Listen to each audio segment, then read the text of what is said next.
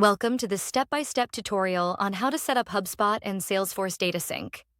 In this guide, you'll learn exactly how to connect these two powerful platforms and configure your data sync for seamless integration.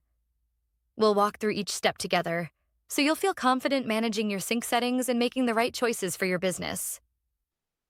We start on the Syncs page, where you'll click the Create New Sync button. This action opens up the setup interface for a new sync, where you can begin configuring your integration. Next, you'll select the apps you want to connect.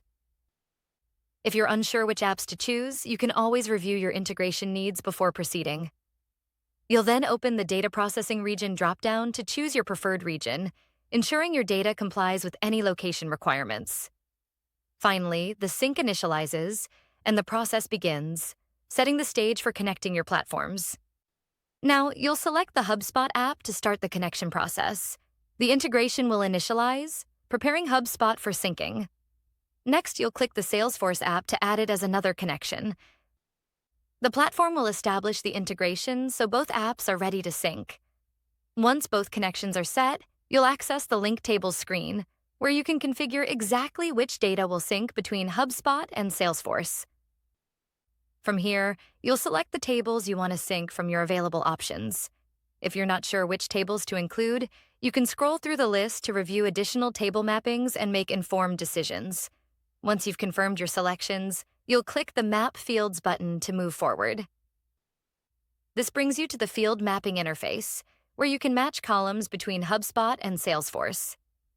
Take your time to adjust the field mapping settings so the correct columns are synced according to your needs. Next, you'll choose the sync direction between HubSpot and Salesforce, deciding whether data flows one way or both ways. You can edit the account field mapping to fine-tune how information is transferred. If you want to review more options, simply scroll through the available fields to see all mapping possibilities. For further adjustments, you can navigate to the next page of columns. If you encounter an error message at the top, don't worry. It's likely a required scope issue, and you can resolve it by reviewing your permissions or integration settings. And that's it. You've now learned how to set up HubSpot and Salesforce data sync, connect your apps, configure table and field mappings, and troubleshoot common issues. With these steps, you're ready to keep your data in sync and your business running smoothly.